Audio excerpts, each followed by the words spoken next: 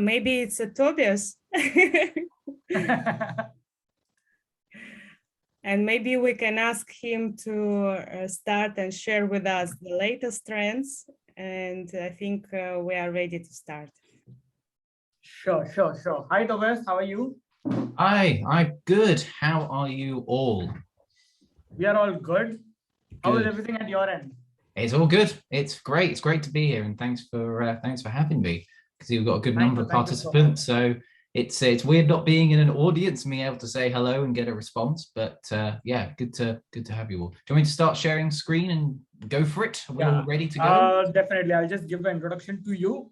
So this is Tobias McBride, and he is from ARM, the semiconductor and the microprocessor controllers that is there in, I think, all of the mobiles that I know of. So he is the AI ecosystem senior product manager with ARM. So he will be talking about the TinyML concept and about ARM and how we can revolutionize the ML endpoints in the TinyML concepts. So over to you now, Tobias, and all the best. And the stage is yours now. Thank you very much. I'm going to go ahead and share my screen, which is the phrase of 2020 and 2021, it seems. Sure. Let's get this cracking. I think we can see your screen now. And you can see the correct view, not my presenter mode, which is good, hopefully. Good. Sure. Right. Hi, everyone.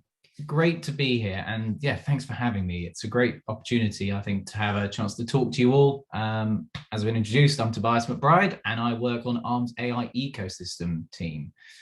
So we are responsible for partner and developer experience for all of machine learning across ARM. And today I want to spend a bit of time talking to you about how ARM, together with our ecosystem, is enabling what we've called here the endpoint ML revolution. And I've seen from the poll there's some degree of familiarity with this, but there's also some of you who haven't heard about this. So it's a great opportunity to kind of level set, and we'll go from there. So I want to talk a bit more about ARM first. ARM is the world's leading semiconductor intellectual property, or IP, supplier.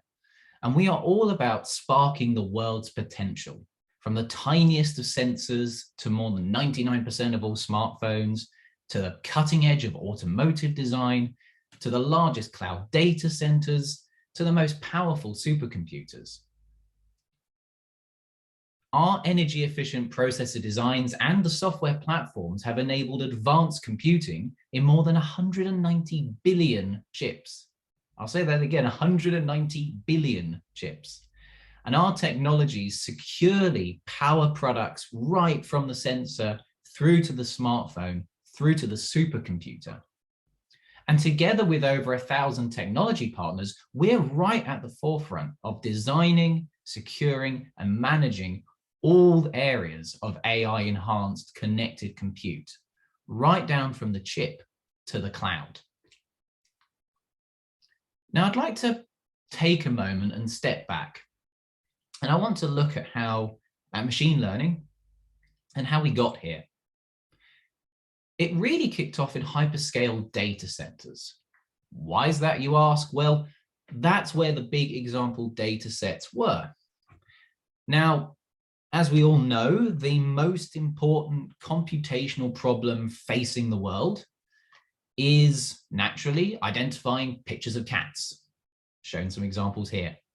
And if you want to identify pictures containing cats, well, you need billions of annotated pictures of cats to train your ML models with.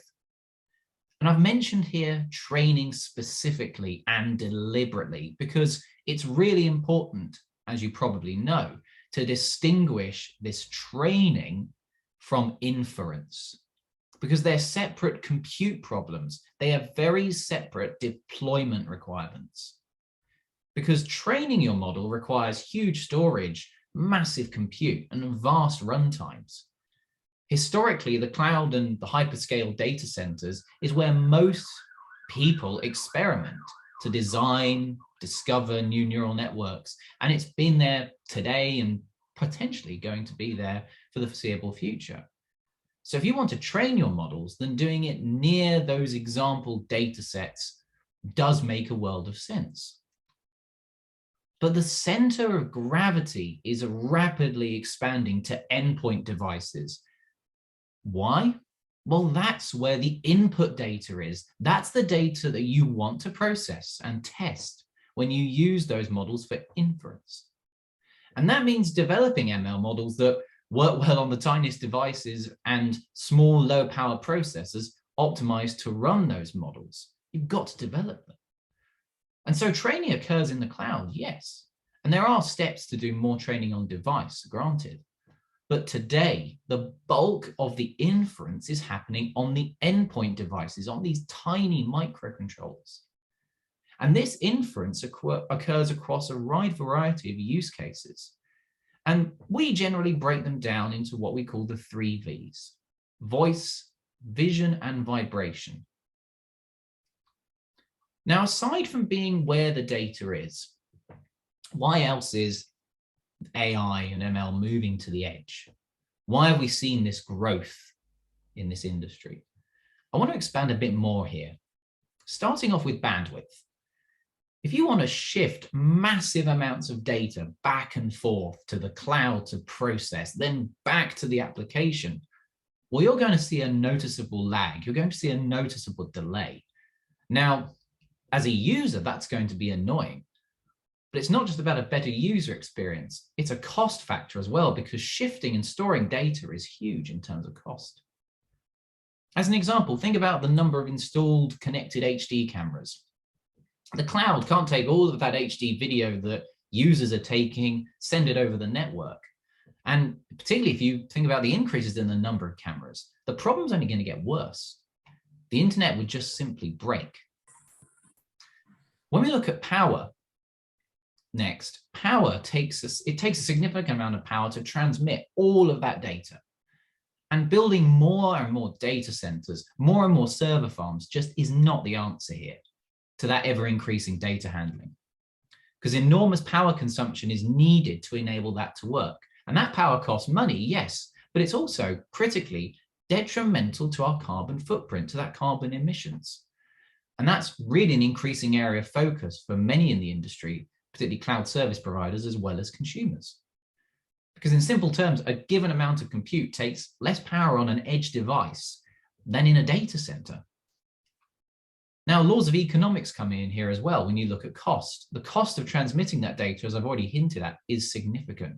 And it's cheaper to do that computation on edge devices rather than in the cloud on servers, when someone else is paying for the cost of the computation. And it's not just us who are noticing these challenges and the data usage. Take Google. Google realized that if every Android user in the world used about 3 minutes of voice recognition time a day, they would need twice as much computing power to handle it all. Step back and think about it. The world's largest computing infrastructure, in other words, is going to have to double in size. That's just simply not economic. Look at latency. Time-critical applications like automotive applications, well, they can't rely on connectivity and the cloud. You've got to run some activity locally on device. In the example I've just given, the device is a vehicle, but the principle still stands. You need that capability at the edge. And that extends to reliability too.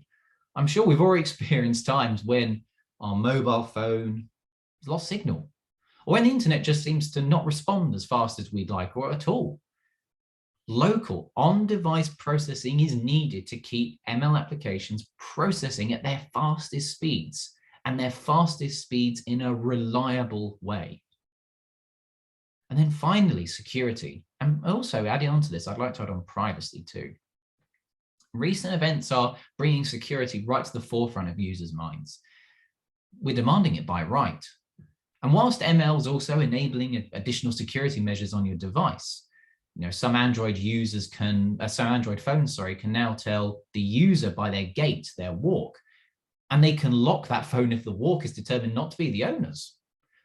But tied closely to that is privacy. No one wants their data breached. The risk of that increases when it's constantly shifting between the cloud and the edge device. And users are actually increasingly demanding that privacy. and that control of their data, particularly when that data is very personal and it's very sensitive. And that is often the case when you look at an ML model. Moreover, the protection of that data is actually being mandated by law. And so AI on the edge, why are we seeing this growth? Well, it's more responsive, it's more reliable, it's more secure, and your data is better protected because it doesn't leave the device. It's under your control. That's all behind endpoint ML and TinyML. What about ARM? Let's bring the focus back to ARM here. ARM is a world leader when it comes to AI. We combine powerful, scalable processors across CPUs, GPUs, and dedicated neural processing units, or NPUs, which are specifically designed for ML acceleration. We combine those processes together with software, tools, standards, and support needed to make AI sing. And combined with the diverse ecosystem, ARM and our partners are really sparking the world's AI potential. ARM AI truly is everywhere you look. I want to focus actually a bit more here on the software and the tool side of things, because the challenge for an AI developer who wants to use ML, vision, or other compute features is how to best target such a wide variety of processor types, because there's such a wide variety of combinations across the ARM ecosystem. And so the challenge of writing these applications that target these multiple platforms could be significant. When you look at ARM, ARM has we believe, the only complete heterogeneous compute platform for ML at the endpoint. We are the software framework of choice for edge devices, and not just mobile. We have flexible software frameworks which support these workloads across all of our programmable IP, and extend these to cover new features in existing IP, as well as new core types too. When you look at targeting future platforms, it will simply be a matter of rebuilding the application and the potential in the longer term for even moving the stage as techniques for automatically scheduling workloads across all available cores and core types develop. So at ARM, we are focused on making the best machine learning user experience possible. That is our focus. For ARM and for this ML innovation, in each of the segments we target, we serve and that we service, it's not a one-size-fits-all approach. General purpose processors used to suit most needs for desktop computers, car electronics, but today, ARM and our partners, their needs for efficient processing have changed dramatically. They've doubled every couple of years, and they're accelerating faster. Now AI is driving an insatiable demand for compute. They're demanding specialist processing. Partners who are building these modern system-on-chips, SoCs, well, they need to configure different specialized processing elements to match those needs. And only ARM is investing to meet these needs for a range of IP, from the lowest cost devices in IoT right up to supercomputers. So with AI moving to the edge, as I've already discussed, the need for specialized processing cannot be overstated. And that is why when you combine ARM's CPUs and NPUs in particular in this space, together with being the software framework of choice for edge devices, well, that's helping drive inference onto the edge. It's helping accelerate AI compute, and it's helping our ecosystem and developers harness the endpoint ML revolution. So ARM and AI, they're synonymous with one another, and we've got dedicated, purpose-built, specialized processing across the use cases. So let's take a look at the world of endpoint AI. As we've said, different computing problems need different mixes of computing components. And many of these edge and IoT devices that I showed in the previous slide, well, they need to interpret their results. They need to interpret their worlds. And a combination of the Cortex-M cores and something like the Ethos U55, well, that's perfect there for the world of endpoint ML and TinyML. The Cortex-M's flexibility, ubiquitous presence, and features such as the Helium extensions in the architecture, well, they provide the foundation for these embedded systems. But as we look ahead, dedicated ML accelerators like the Ethos U55 and the Ethos U65 take the possibilities to the next level. These products are a new class of machine learning processor, and they're called a micro NPU because they're specifically designed to accelerate ML inference in tiny area-constrained embedded and IoT devices. They're designed to work in tandem with a Cortex-M, and in the case of a U65, a Cortex-A as well. And they easily integrate into existing designs. But they provide an order of magnitude increase in neural network performance because they're designed specifically for this task to accelerate neural networks. And when you combine that with that common software development environment, well, that's designed to make your development, your deployment easy and takes maximum advantage of the system's power and its flexibility. Let's look at an example here. Because again, this specialized processing approach I've spoken about that ARM has is designed to enable the next generation of on-device endpoint machine learning. So let's take a look at a typical machine learning workload for something like a voice assistant. When you look at this, our latest Cortex-M55 alone already provides a 6x speed up in inference times and a 7-fold increase in improvement in energy efficiency over Cortex-M7. But then you combine that CPU with that dedicated Ethos micro NPU. Here I've chosen the U55. The results are simply astonishing. You see a typical 50x inference speed up and a 25 to 75 times improvement in energy efficiency. Again, a 50 times inference speed up. That's incredible.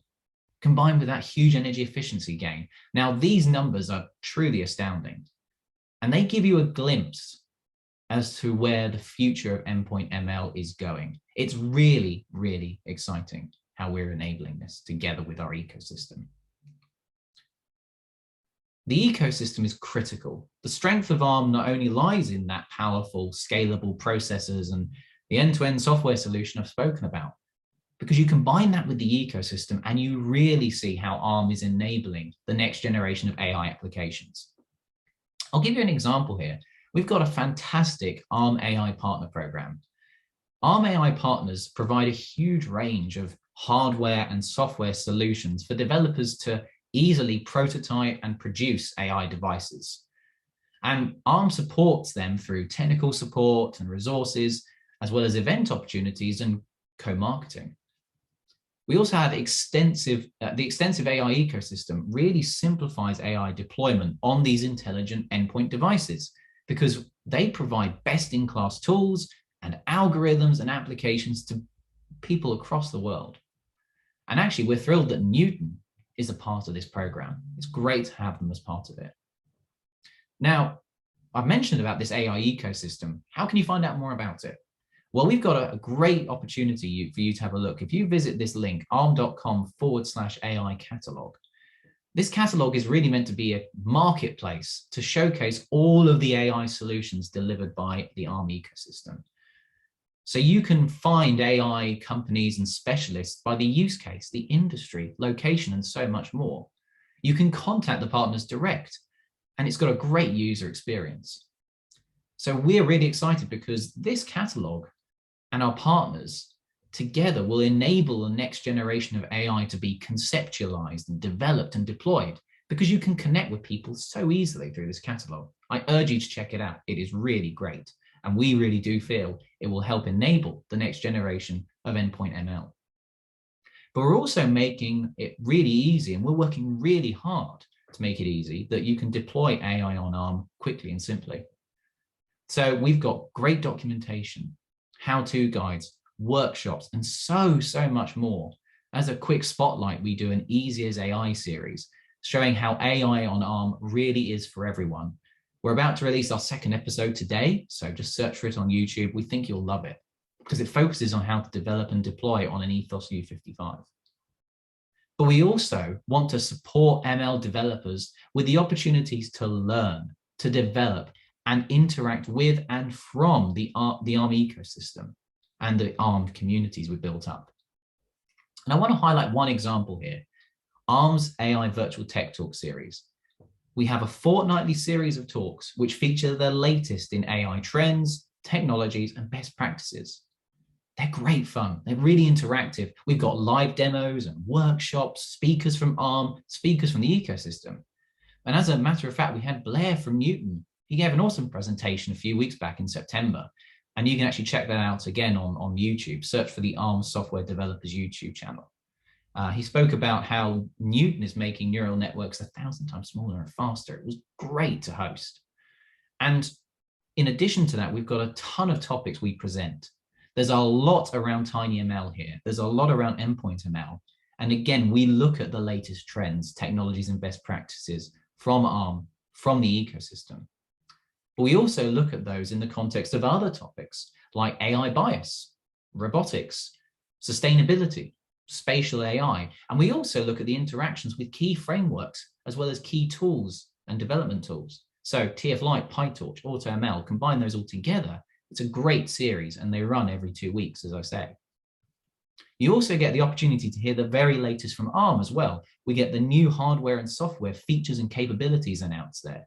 And you get detailed and engaging talks from the world of research too. So if you're interested, just head to developer.arm.com/tech talks to find out more. And I will paste the link in the chat at the end, but do check it out now. To kind of whet your appetite, let's watch a quick video.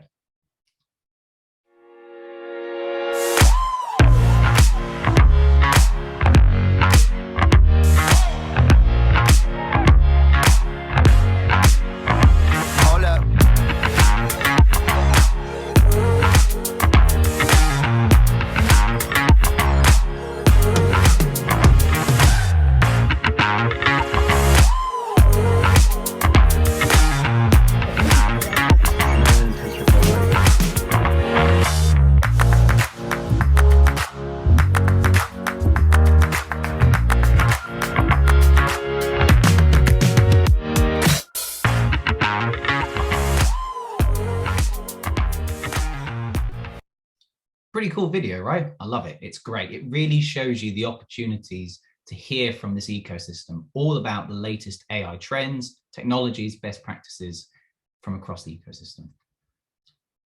So before I close, I want to take a moment and look at how endpoint ML applications and the ARM technology behind them is really quite profoundly changing the world in some pretty profound ways, as I say. Let's look at energy efficiency first and foremost. There's an ARM partner called Arçelik.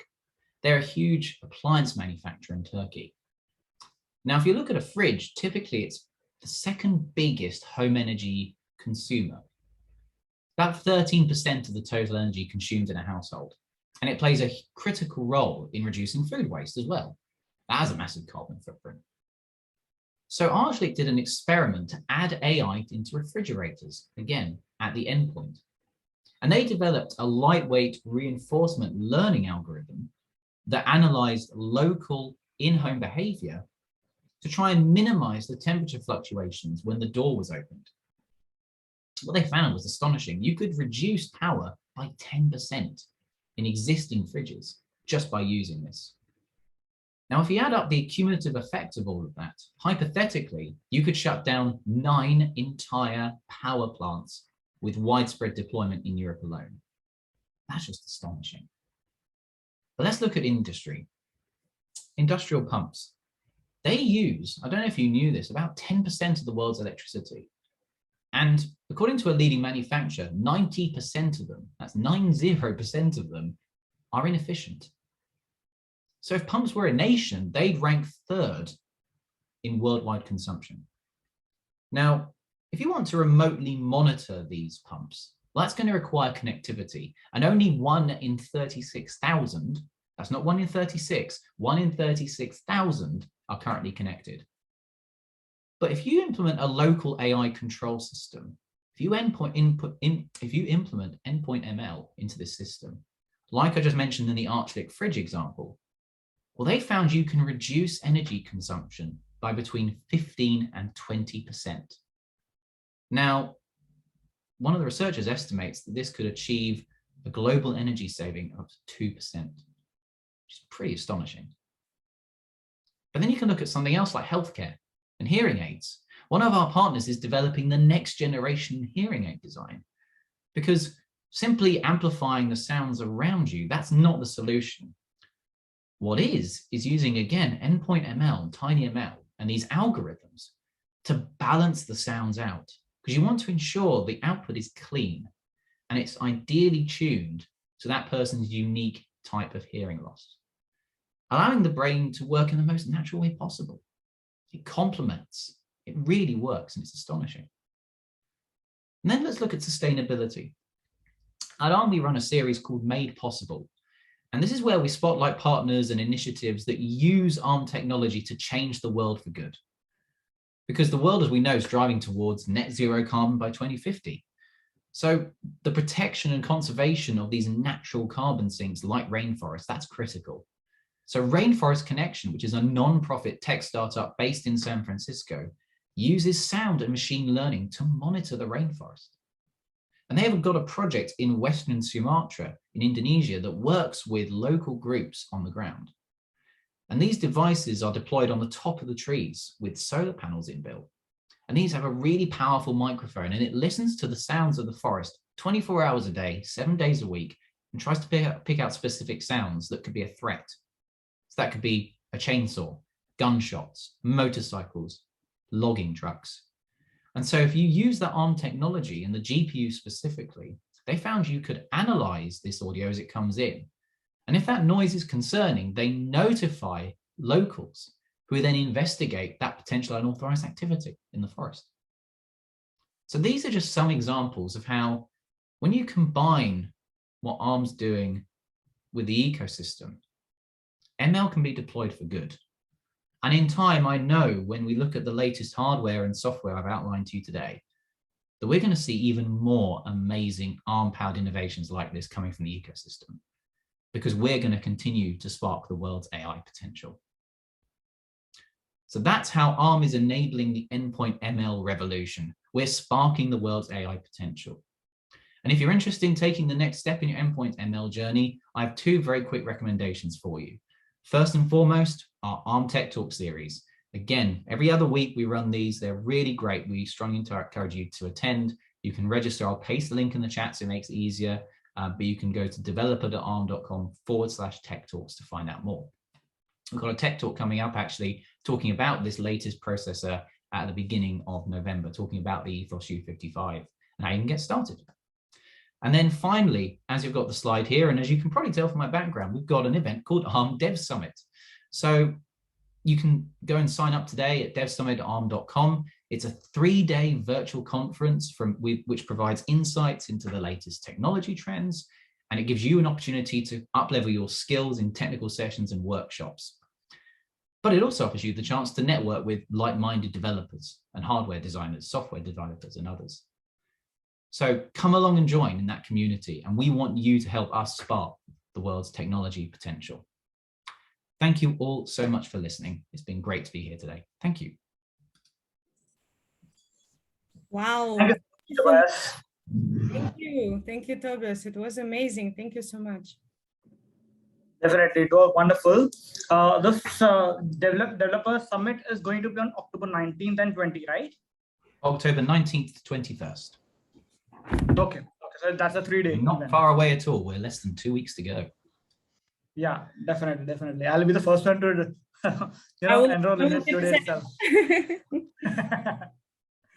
Sure. So I would actually suggest everyone to go ahead and enroll, or you can say sign up over there and do attend it. So I hope that's already enrolled. See, people are already there. They're on it. I'm just pasting a couple of links in the chat so that you can get easy access to the Tech Talks and to Dev Summit. Sure, definitely, that will work.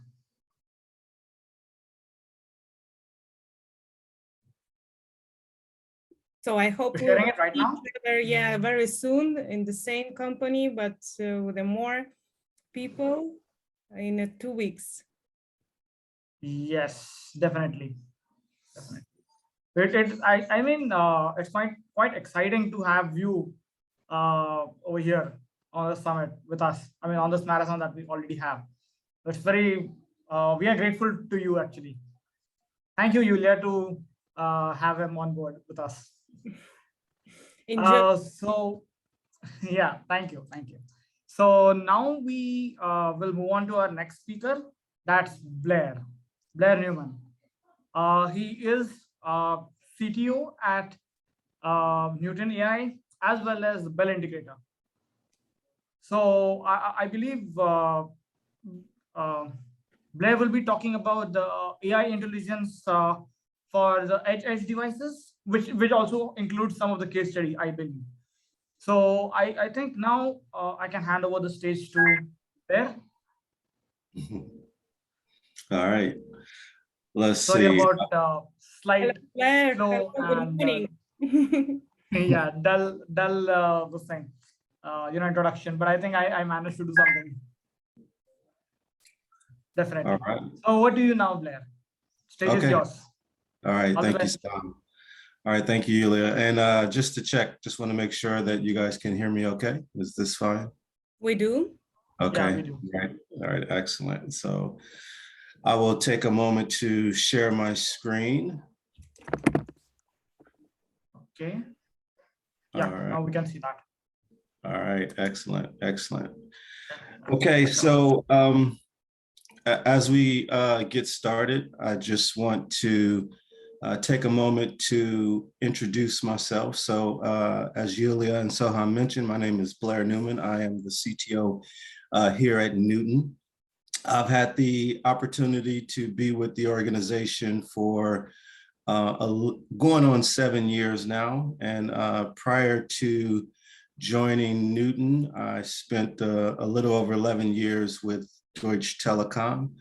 And one of the areas where, let's say, I've been focused on since I've had an opportunity to join the organization is we've really been focused on building a number of different solutions, where I would like to say, where we bring services to the fingertips of our customers.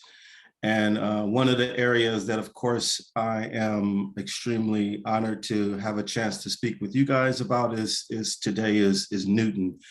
And I know that over the last couple of weeks, we've had an opportunity to share with you guys a number of different sessions every day. And we're kind of wrapping up our marathon. So I'm certainly pleased to have a chance to interact and speak with you guys today. And in today's discussion, one of the areas that I will be focused on is really kind of sharing with you guys in a little bit more detail as to our approach, not only to machine learning, but also to TinyML as a whole. So I hope that in today's discussion, you guys will find it valuable.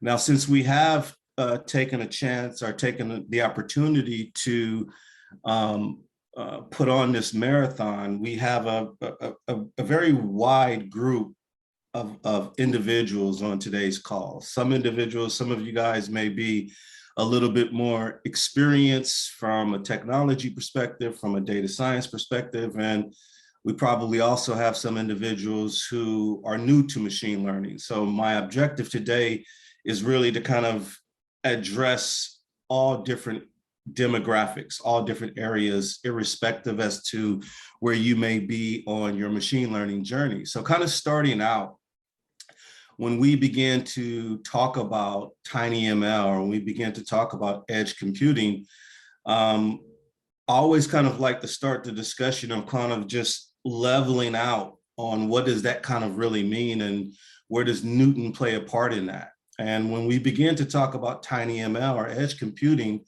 for me, I began to kind of think of it in the context of where we have a physical world and we have a digital world. And then those two entities begin to intersect, those two entities begin to overlap. And specifically, when we began to think about Neuton, we began to identify Neuton as that physical link, or the missing link between those two areas, right? Where we're kind of merging and connecting the physical world and the digital world. And Neuton is what we believe is that physical link that is kind of beginning the process of really driving that adoption from a TinyML perspective. So for today's discussion, I like to break it up into 4 different chunks.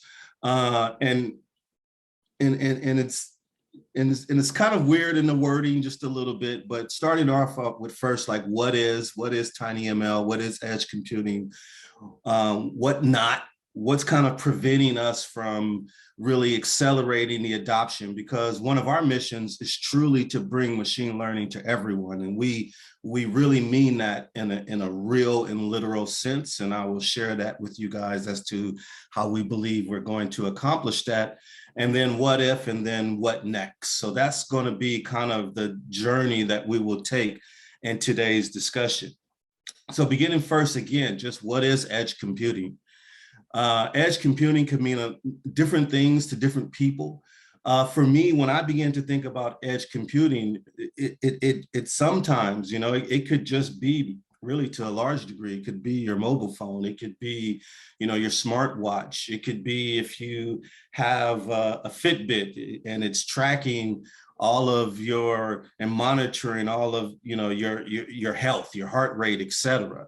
Sometimes when we begin to talk about edge computing, it's just collecting data and it's transferring that data, let's say, back to the cloud.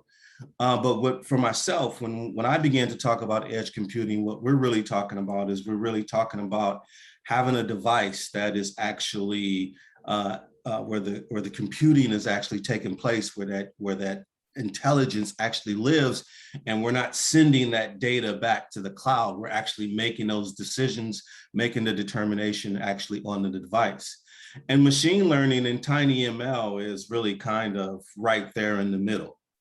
So as we move forward, one of the things that I mentioned is really our mission, our goal is literally to bring machine learning to everyone. And there's some barriers, there's some challenges that not only that we face, but I think really just the community faces. One, there's a limited amount of knowledge and resources that are out there as it relates to machine learning, as it relates to being a data scientist, et cetera. When you especially look at the TinyML community, really the data scientists, as an example, is really in the minority. There's really more, let's say, embedded engineers. There's really more software developers. There's really more business analysts, data analysts. For myself, I see another challenge. One is, of course, you may have experienced this yourself, the challenge of actually integrating those models. So once you kind of go through that process, maybe you go through a specific course, you use TensorFlow, you build a model, and then next you're faced with the challenge of, hey, how do I actually now integrate this model into an actual edge device?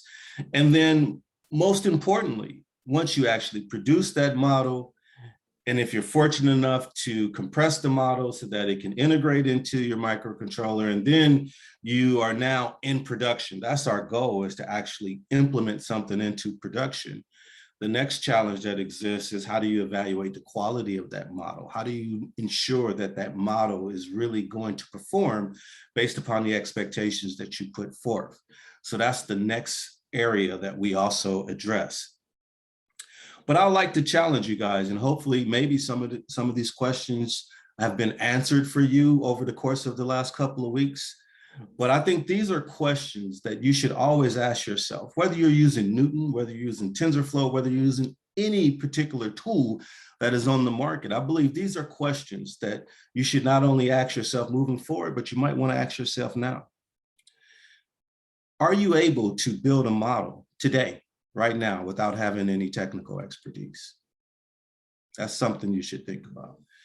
Can you create a model with just 3 clicks? Maybe you guys have had the opportunity to log onto our platform and maybe you've experienced this. Are you able to build a model in just 1 iteration? Or are you spending weeks, months going through the process of learning and building a model that may or may not meet your specific requirements? What if you could produce a model that was up to 1,000 times smaller than what you're building today? Would that bring your organization value? What if you could run inferences up to 60% faster than what you're experiencing today? Would that be something that you would find valuable?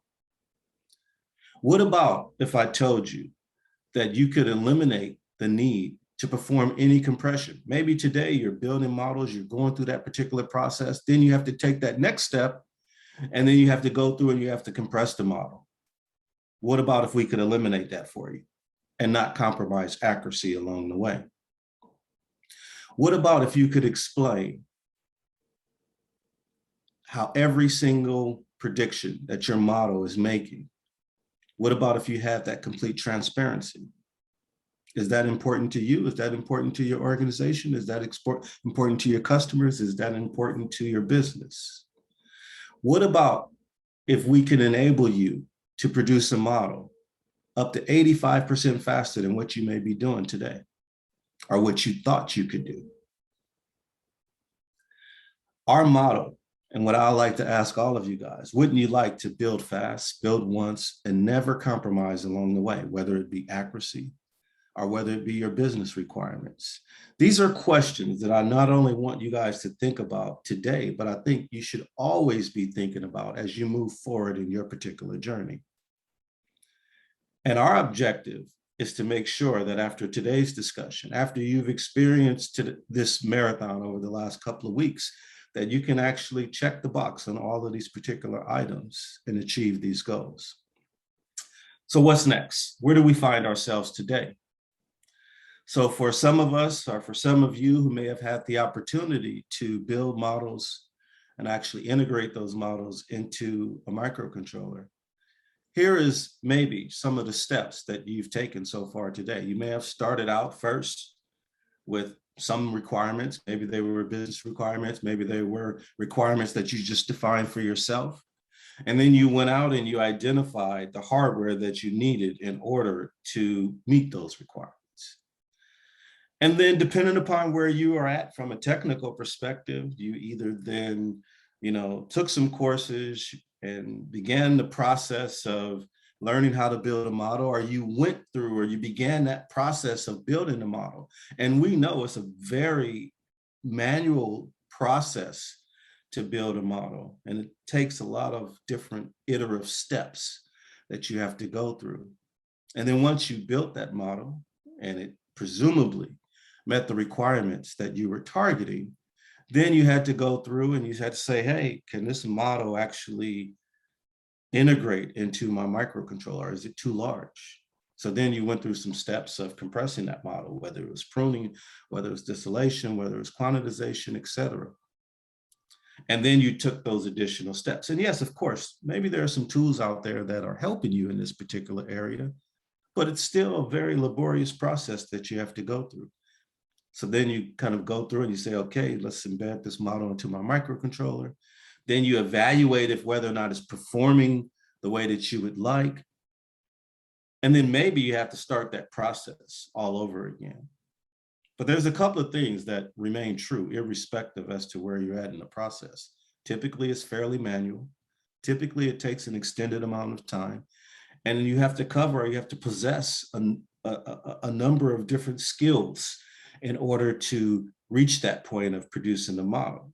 But then in the end, you're still left with the same question. Can you trust the model? Will it perform up to your expectations? That's how things work today. And what I want to share with you now is what we believe we're enabling this community to be able to do moving forward. So our mantra is to, once again, to build fast. And what does that mean? Neuton, hopefully, as you already know now, is a SaaS-based zero-code solution, AutoML solution that is really driven for everyone. Number one, we're enabling those who may not have that expertise just yet in the form of a data scientist, but also we're empowering the data scientist. So wherever you may be in your journey, we're either enabling you or we're empowering you, either one, so that you're able to build a model extremely quickly. And then more importantly, you only build once. Natively, right out of the box, as soon as you've produced a model with our platform, it's already compact and it's already ready to be embedded into your microcontroller. You don't have to worry about, or you don't have to concern yourself with compressing the model. All of our models are ready to be implemented. And then when we say never compromise, we don't believe that you should compromise accuracy. We don't believe that you should compromise the sense of your requirements, of not knowing, not understanding if whether or not your model is producing the results that you would expect. So we also provide an extremely robust explainability office that gives you insight into your model. And we'll explain that, or we'll talk about that just a little bit today. So for those who have had the opportunity to use our platform thus far, if it's a little bit redundant, if this is something that you've already experienced, fantastic. For those that may be new to, or just have some recent exposure to Neuton, hopefully this gives you some insight as to how you can begin to take advantage of our platform moving forward. So as I've mentioned, one of the areas where we're extremely proud of is that our platform consistently are able to produce models that you will find that will be extremely smaller, sometimes up to 1,000 times smaller than what you would experience with other frameworks, such as TensorFlow or TensorFlow Lite. So not only smaller in the sense of, fewer coefficients, but also the physical size, which of course will lead to your models to be able to run inference significantly faster as well. And that's something that we're extremely proud of as an organization, that we're able to enable you guys to have these results. So I've just shared with you guys how you're able to realize these results. So at the moment, I'm just going to quickly just share a video so that you guys can now begin to get more insight as to how we actually create these models in one iteration without compromising accuracy. So I'll just take a moment and I will start the first video. And 1 second, I will probably just need to share and reshare so that my video, you can hear the audio. So give me just 1 moment.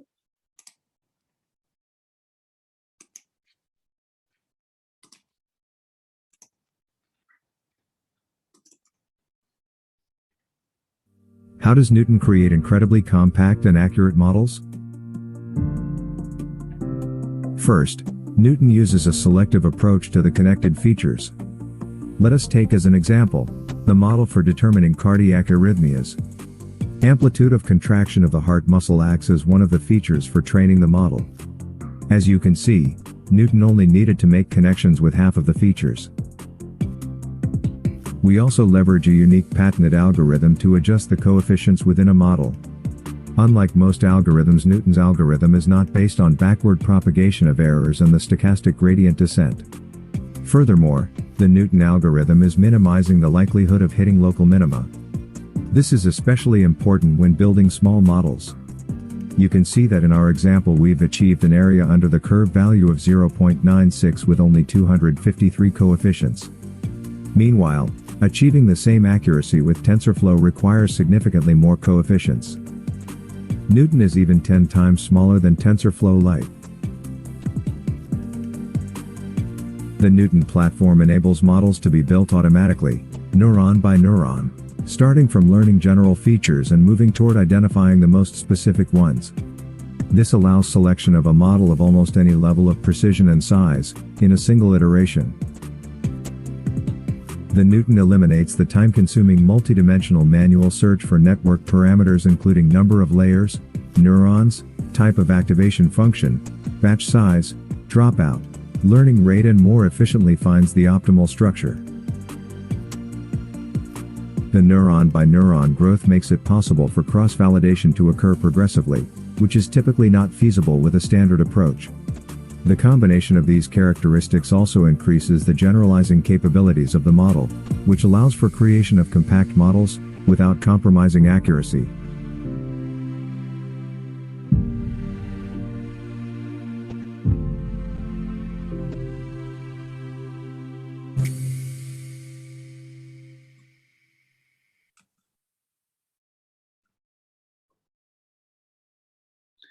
Okay, let's come back to our presentation here. And just in summary, I just want to share with you guys, hopefully, some of the things that you've picked up within the video. So our approach is extremely different, and I would dare to say disruptive than what you may be experiencing today so far in your journey. So when you begin to think about how models are built today, maybe even how you're building models today, typically you're starting out with an existing structure. And starting out with that existing structure, you then go through this process of building and iterating to create a model that is ultimately, hopefully, reaching your requirements. Well, with Neuton, we take a completely different approach to the art and process of building a model. All of our models that we build start out with one neuron, and then we build our models from there, one neuron at a time. So we don't start out with an existing structure, not at all. And as we go through this process of automatically adding and building the network structure neuron by neuron, we perform cross validation along the way, which allows for, once the model is built, that it's already extremely compact. There's no waste within the model like you may or you will experience with other frameworks. So you don't have to then go through that process of compressing. So we take a very selective approach in identifying and connecting the features that we feel or we believe have the most predictive power. So you don't have to go through and perform any manual search looking to identify the neural network parameters that will give you the most optimal result for the model that you're building. And we're able to accomplish this because one of the things that we developed is we have a very unique, hopefully that you've been able to understand, global optimization algorithm that we apply to all of our models. So all of our models are built for purpose, no longer starting out with that existing structure.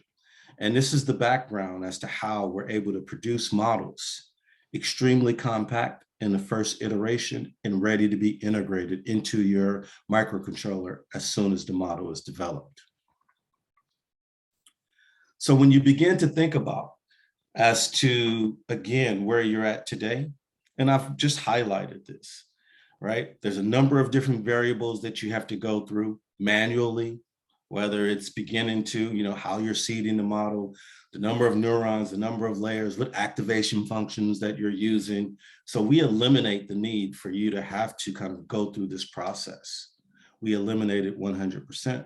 And as I mentioned, there's no predetermined architecture or structure that you're starting out with. We're building all of our models neuron by neuron. So when you begin to think about where we are today, and where we feel that we are taking machine learning, especially TinyML, from an adoption perspective moving forward. This hopefully gives you a pretty good feel as to where we're focused and how we're enabling not only yourselves, but also the community to really accelerate and move forward. Right? So our algorithm, or one of the things, our framework that you don't have to worry about, it's not based on backpropagation or anything of the sort. You don't have to worry about any problems with local extremes or plateaus. You don't have to worry about overfitting. Our platform takes care of that for you automatically. As I've mentioned as well, we perform permanent cross-validation along the way. And we have the dynamic growth of our network until it reaches the most maximum generalization ability. So we've been able to empower and enable a number of different customers, a number of different partners, and hopefully over the course of this marathon that you've been involved in, whether it's today or whether it's been the entire 2 weeks, hopefully you've been able to realize some of these benefits. And if you haven't, I certainly encourage all of you guys to sign up to our platform and begin to take advantage of some of these valuable attributes of our platform that we're providing.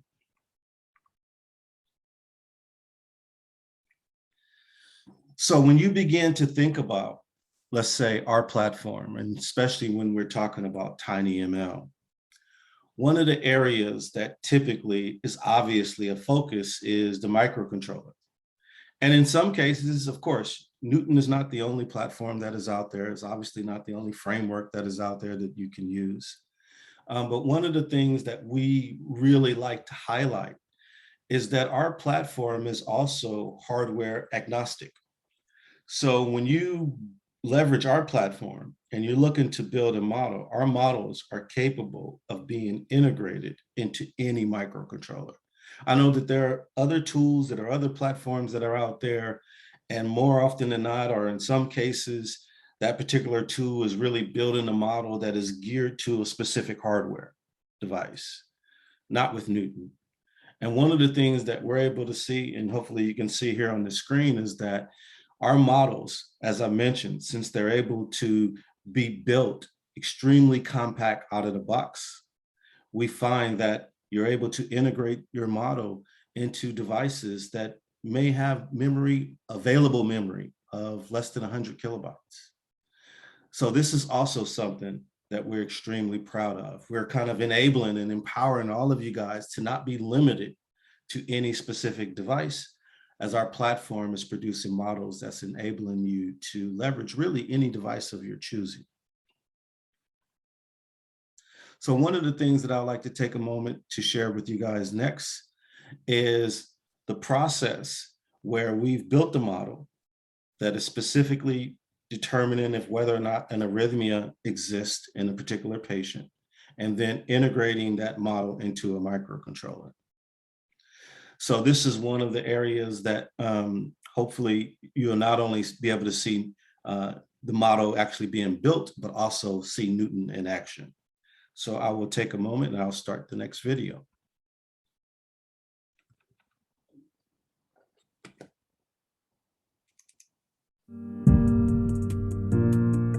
Let us take a look at an example of a model used to determine cardiac arrhythmias from cardiogram data.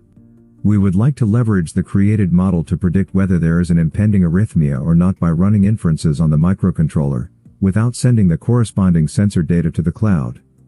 During this process we will show the complete life cycle from training, leveraging Neuton platform, to successfully embedding the model in a microcontroller. In addition, we will show the same process while leveraging TensorFlow. So in order to train a model on the Neuton platform, you must simply load a CSV file with historical data, in this case various cardiograms, where arrhythmia is noted. The file contains more than 11,000 rows. Amplitudes of contractions of the heart muscle act as features for training the model. We select the appropriate task type and target metric. Neuton provides a number of settings to work with microcontrollers. In this case we choose 8-bit depth support, then we start training.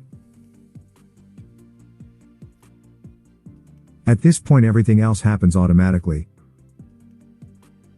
Our manual effort to get to this point is minimal at best, oftentimes less than 2 minutes. At this time the training on the Neuton platform has concluded. Upon completion we have realized the following model characteristics: area under the curve equals 0.97, a model size of 1.2 kilobytes, and with the number of coefficients totaling 372. This is an excellent result. Now our model is ready to be embedded into a microcontroller.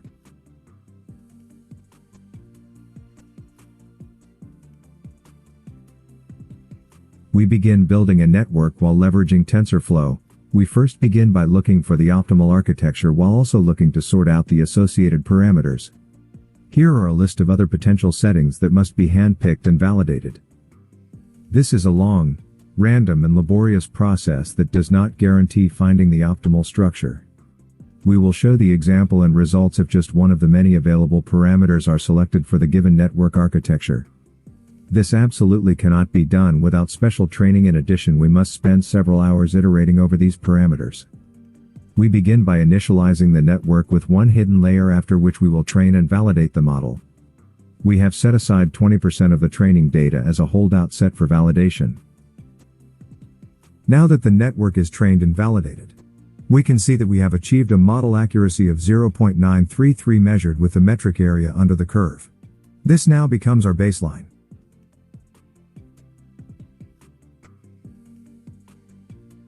Let's add one more hidden layer and see if it will improve our results.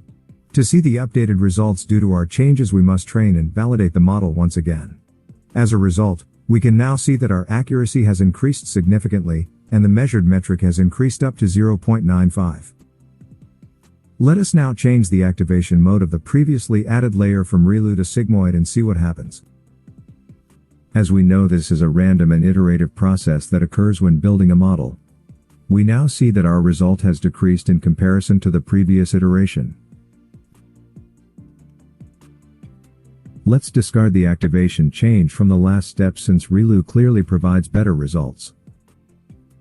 Again, taking another step in the iterative and manual process of model building, we will now add another 4 hidden layers, all with the ReLU activation function, and see if this will improve our metrics. We can see that our new score is now 0.5. In this case, we can see that our model got stuck in the local minimum.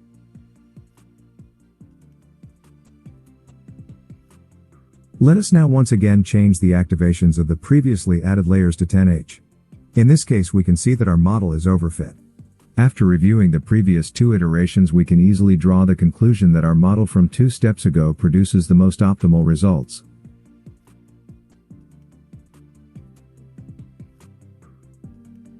This time, let's completely change the neural network structure.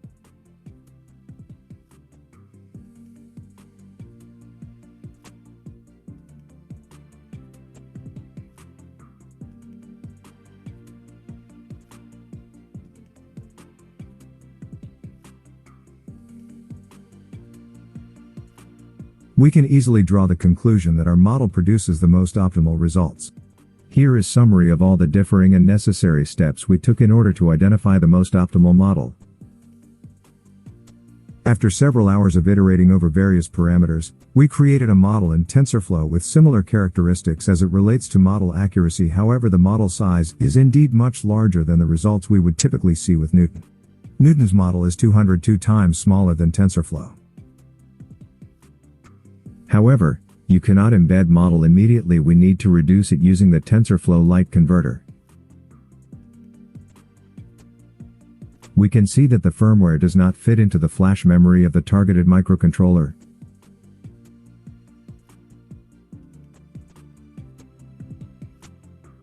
Therefore, by reducing the list of operations that the interpreter supports, you can reduce its size. In order to accomplish this, we must open the main_functions.cc file and change all ops resolver to micromutable op resolver. Our model requires only 5 operations.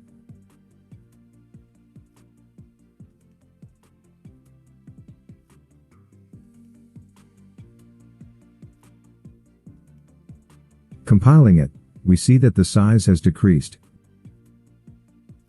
But Neuton's model is still 10 times smaller than TensorFlow Lite model.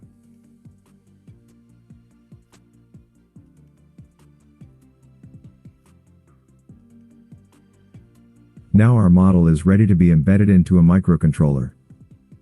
Next, we proceed with opening the archive folder for microcontrollers, which contains all the necessary files, which simply can be transferred to the microcontroller's firmware project. Now to compile the project, we need to press the build button. After the compilation is complete, we then press the debug button. The program will then proceed to be loaded into the microcontroller. Click stop.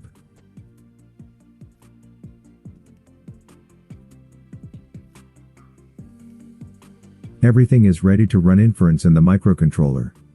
Next, we take data from a digital cardiograph as input data and transfer it to a microcontroller. If the red light comes on, then an arrhythmia is detected during the reading. Now we see that the green light has turned on, which tells us there is no arrhythmia detected with this particular reading. We see that the light has now turned red once, which tells that everything is once an anomaly within the reading has been identified. We perform similar operations for the TensorFlow Lite model. As we can see, most of the time was spent on manually selecting the neural network architecture, selecting parameters and converting the model, compressing it, and reducing the number of operations. Now let's summarize the results. We see that with the help of Neuton we managed to automatically Just in one iteration, build a model that is 10 times smaller than even TensorFlow Lite. It utilizes 3 times less RAM. It demonstrates 3.7 times faster inference time. We also considered other comparable solutions such as Edge Impulse, which is TensorFlow Lite under the hood, however eliminates the usage of an interpreter to decrease memory usage and inference time. Nevertheless, we still experienced lower model accuracy and increased inference time and still a materially larger model size than Neuton. And most importantly, working with Neuton does not require any special qualifications and implies little human effort to launch similar projects. Neuton's model allows predictions to be made at 2.5 milliseconds, which is almost 370 times faster than the average heart rate.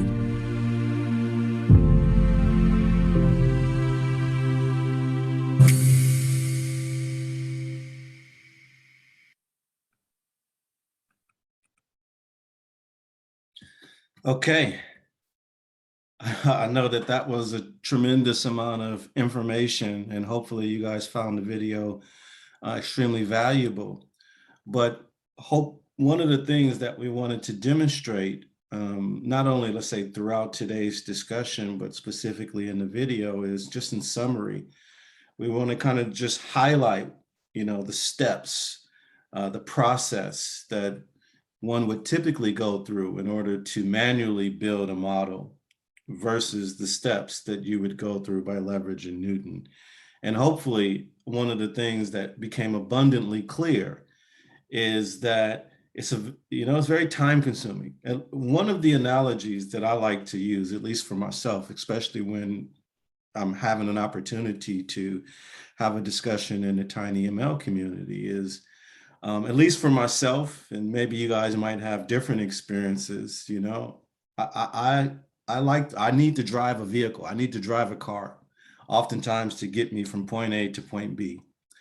But I don't necessarily want or need to be a mechanic in order to drive a car. I just want to be empowered and I want to be enabled to get from point A to point B. And that's it. And that's one of the areas that we're really focused on, is really enabling and empowering our customers, our partners, to get from point A to point B in the most efficient way.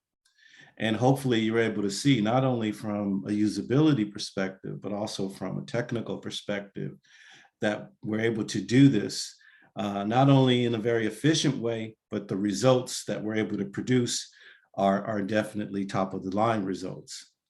And you can see that in order to do that, by leveraging other platforms, other tools, it continues to be a very laborious process. Whereas one of the things that I like to say is that nothing in life is easy, but we try to make it as simple and as efficient as possible to enable you to be able to achieve the results that you're looking to accomplish. Now, when you begin to take a look at our platform, there's a couple of different areas that we're focused on right now. So our platform, we're able to work with regression, time series, classification, whether it's binomial or multinomial. And our platform also, as well, embedded in our platform, you don't need to do any configurations. It's also NLP. One of the things that we'll be looking to launch moving forward is we'll be looking to add audio towards the end of the year. And then going into next year, we'll be looking to add CNN or image and videos to our platform as well. So right now, we're focused on sensory or tabular data, and we'll be looking to build upon some of the things that we're doing right now in this particular area to image and video as well. So we certainly hope that you guys will be a part of, will be joining us as we continue on our journey. But then one of the things that I like to really highlight is, now that you've gone through the process and you've built the model, whether you've leveraged our platform or whether you're using another platform, but you've built the model, what's next? Because one of the things that I like to say is, building a model is one thing. Implementing that model, putting it into production, ensuring that your organization then gets value out of that model, that's what we're really geared to do. Because a model without implementation, I like to say, is just a shiny object. It's great, you built the model, but you really want to get to the point where your organization is receiving and driving value out of that model. And that's where I like to come up with the 4 W's, or 4 questions, the next set of questions that you should begin to ask yourself. Is the platform and tools that you're using, what does your data consist of? There's that old statement, junk in, junk out, but are the tools that you're using enable you to have this understanding? Where are the most important features that have the highest predictive power in your data set, in your model? Are you able to understand why your model are making the predictions that they are making? And then lastly, when should you consider retraining your model? Are you just kind of setting an alarm and after X amount of time you figure out, or you make a determination, oh, I need to retrain my model? Are you waiting until you begin to receive some erroneous results before you begin to train your model? And that's the next step of explainability that we also include in our platform. So when we take that first step of understanding what does your data consist of, one of the tools that we provide in our explainability office is the EDA, exploratory data analysis, where we provide you the most important statistics as it relates to your data prior to training. So you have a complete view, both graphical as well as just data driven, so that you have this understanding as to what your data consists of prior to training.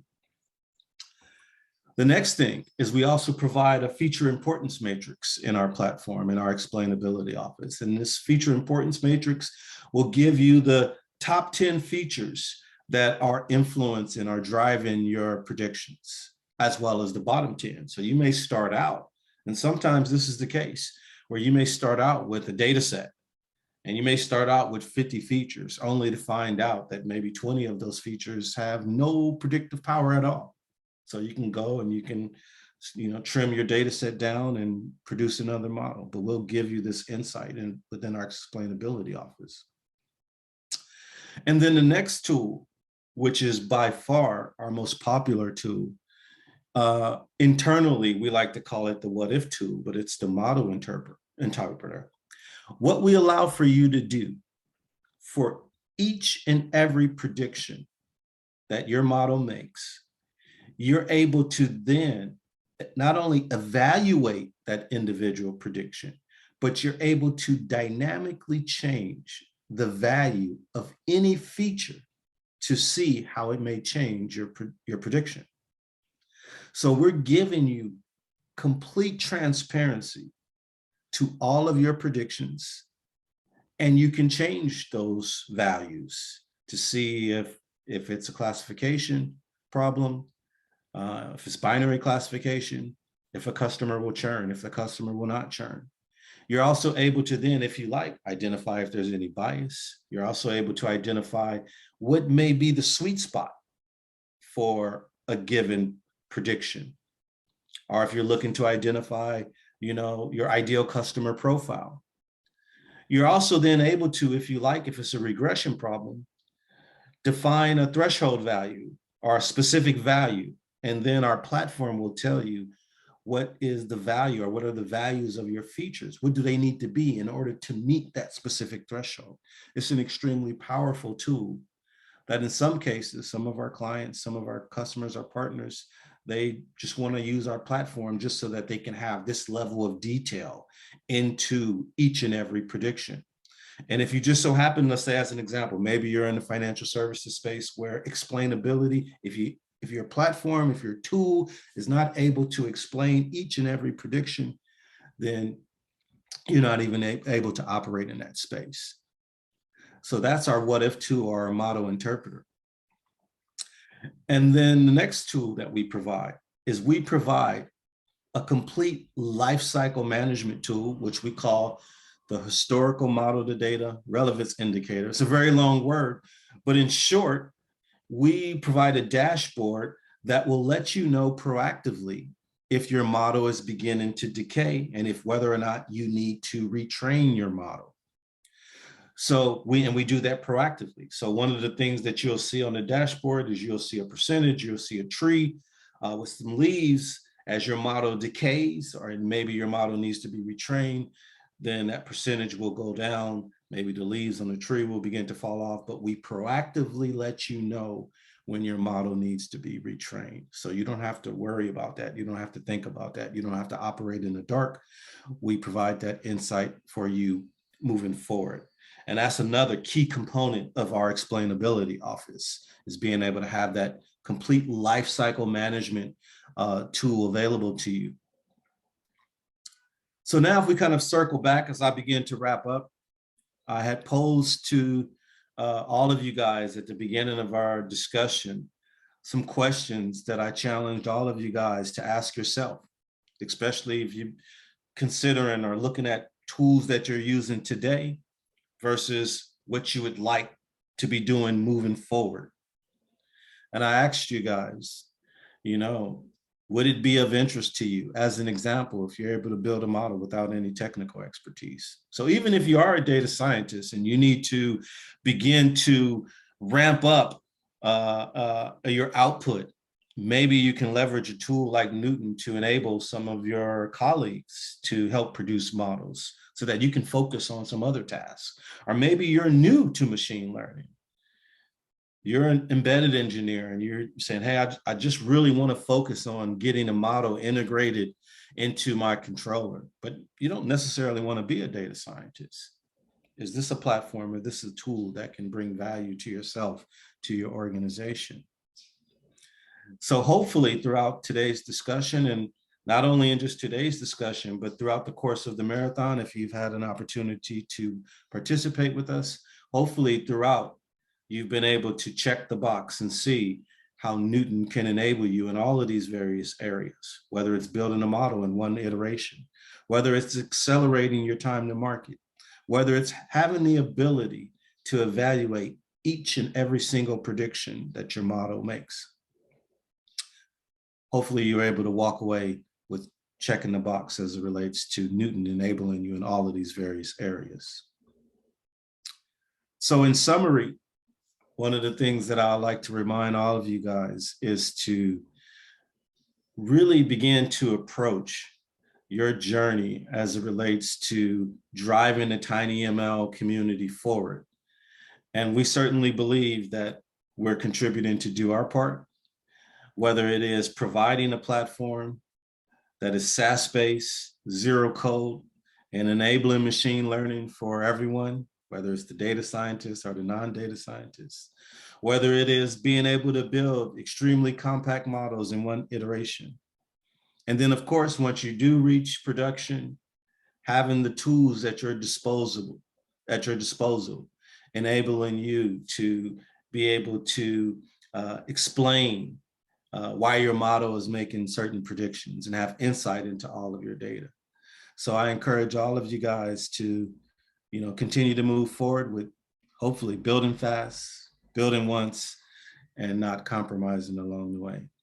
So I'd like to thank you guys for joining me in today's session. It's certainly been a pleasure. And I believe at this point, I think I will hand it back to you, Soham, and you'll move us forward. Thank you so much. The presentation was wow.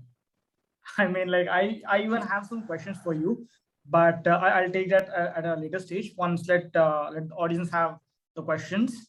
If anyone has any of the questions for Blair, do ask them right now.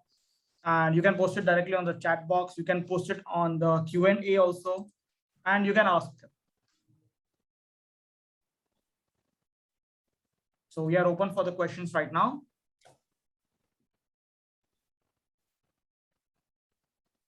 Okay, in fact, if someone has other questions, till then I'll ask my question first. So by the way, Blair, I wanted to know, so these use cases are kind of from industry to, I mean, for the industry, it depends completely on the requirement that is given by the clients, right? That they want this kind of model or this kind of model.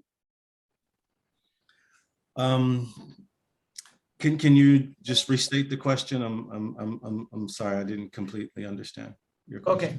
So the use cases, if I'm one of your customers, say, and if I have some kind of use case that I'll give you that, okay, I want to build up such kind of model, and I'll give you the data set, and we can do the pre-processing on the platform itself, or we have to do it separately and figure out the values over there and then put it onto the platform, Neuton.ai's platform. How that will work? Yeah, I understand. So included within our platform, well, I'll give you a much broader answer.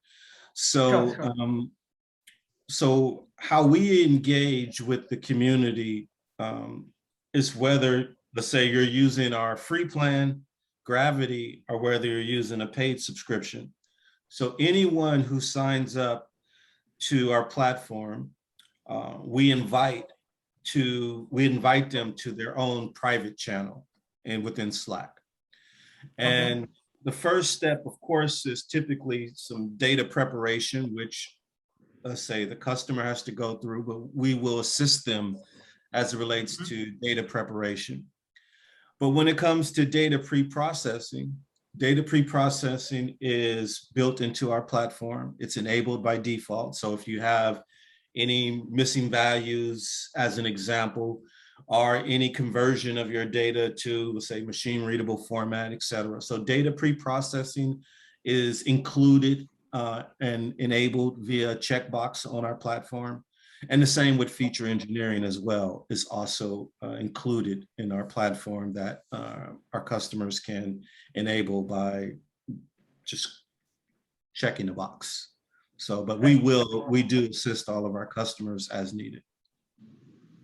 Sure. So I believe if you are getting all the data set from the client directly, so we can directly put it up on the platform itself. Correct. Okay, that's what I think. We don't need to do any of the other modeling or anything separately to filter out and see. Nope. Okay, I got your point there.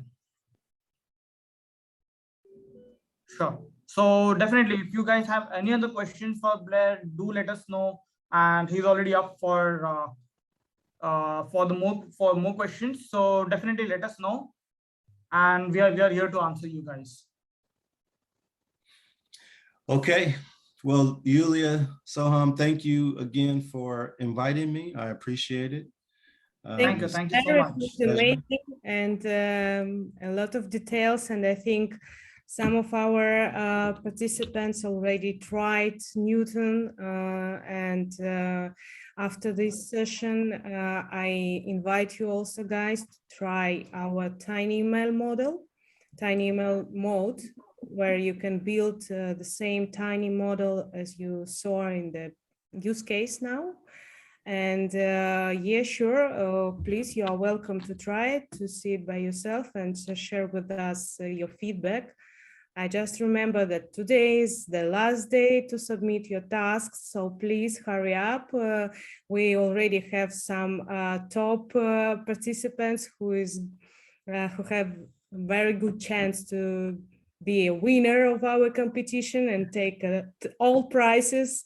That is, I would like to repeat, that is the main prize is the premium subscription for our platform for 3 months, unlimited.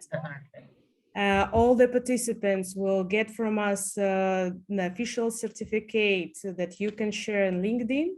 And of course, the interesting and very trends books from our sponsor pact. So please, you are welcome. You're still in the time. Tomorrow morning, we will start to make final results and list of the top and winners. Yes, and definitely don't forget to subscribe on the Gravity platform, on the Gravity plan. Yeah, that is the important thing. And if in case you have any kind of more doubt to it, definitely let us know. Definitely let anyone from Neuton team let us know, and we are always there to help you out. So thank you so much again, Blair, for this session. Thank you so much all all you guys to be with us today in this very important day. I think, I hope you learned a lot.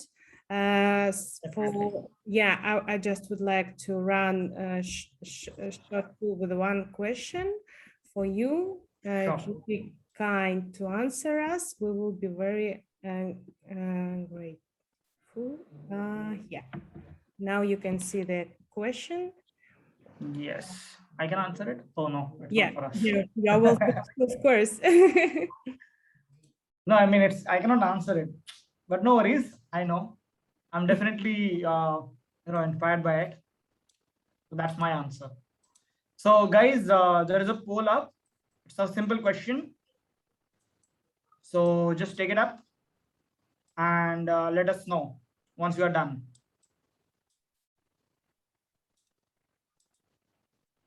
It's a simple one. Great, Sisti. Thank you. You're very active, I think. Thank you, Abhishek. I hope all of you have definitely enjoyed this. 1 minute more of your time and attention, and I think you can run to finish your models. Yeah, I think. So yeah, I believe it was quite good for us also to understand a lot of use cases also. So it's wonderful from our end also. Okay, the talks were super informative. Wow, that's nice. Talks were fine. Okay, that's good. Inspired to learn more about TinyML. Good to have all of you answered those questions. So definitely we'll put out this content on YouTube, and I'll be sharing a post on LinkedIn also about TinyML, and even there will be a post from Neuton.ai's platform as well. So we are all excited to help you on the journey, on your data science journey. So all the best. See you tomorrow for the theoretical session on decision tree and random forest. Okay. So thank you all of you. Thank you all of you for your time, and have a wonderful day and wonderful weekend also. Thank you. Thank you all of you. Have a great day. Bye-bye. We'll see each other very soon. Don't forget that on Sunday we have a award day. Yeah. Day after tomorrow, Sunday is the award day. Yeah. Okay, thank you. Thank you, everyone. A nice evening, day, and morning. Bye-bye. Good night.